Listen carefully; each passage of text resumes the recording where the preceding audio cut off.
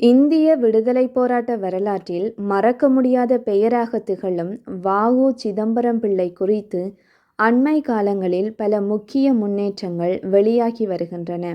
அவரது தியாக வாழ்க்கையை புதிய தலைமுறைக்கு கொண்டு செல்லும் நோக்கில் அரசு மற்றும் சமூக அமைப்புகள் பல நடவடிக்கைகளை மேற்கொண்டு வருகின்றன. சிலை அமைப்பு, பாரத ரத்னா கோரிக்கை, வரலாற்று சின்ன பாதுகாப்பு போன்றவை தற்போது பெரிதும் பேசப்படுகின்றன. மதுரை நகரில் வ.உ. சிதம்பரம் பிள்ளை அவர்களுக்கு பிரம்மாண்ட சிலை அமைக்கும் திட்டம் தொடங்கப்பட்டுள்ளது. இந்த திட்டத்திற்கான அடிக்கல் நாட்டும் விழாவில் இந்திய துணைத் தலைவர் சி.பி. ராதாகிருஷ்ணன் கலந்து கொண்டார்.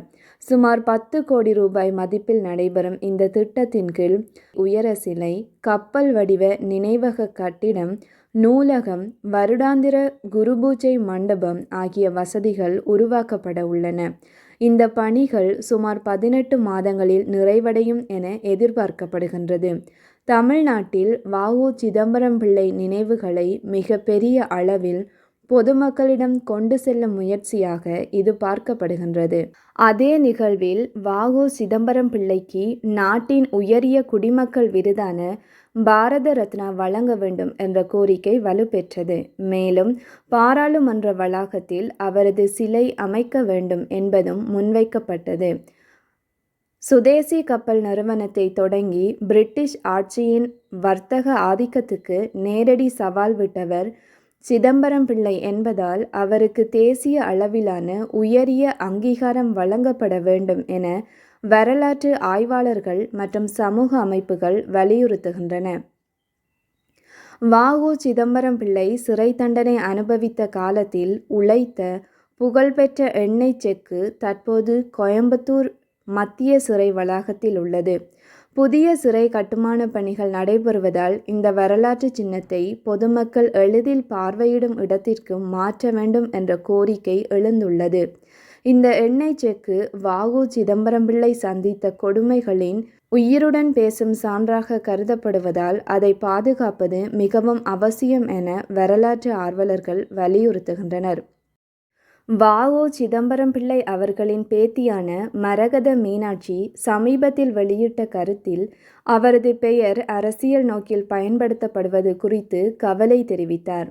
அவரது முக்கிய கோரிக்கைகளாக வ.உ.சி. பெயரில் மேலும் கல்வி நிறுவனங்கள் அமைக்கப்பட வேண்டும், அவரது எழுத்துக்கள் பாடத்திட்டங்களில் சேர்க்கப்பட வேண்டும், இளைஞர்களுக்கு அவரது சிந்தனைகள் கொண்டு செல்லப்பட வேண்டும் என வலியுறுத்தினார்.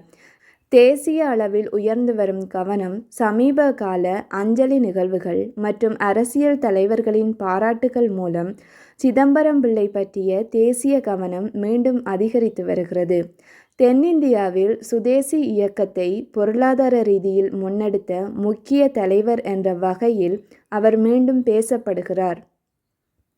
சிதம்பரம் பிள்ளை குறித்து நடைபெறும் இன்றைய முன்னேற்றங்கள் அவரது வரலாற்று பெருமையை புதிய தலைமுறைக்கு மீண்டும் நினைவூட்டுகின்றன.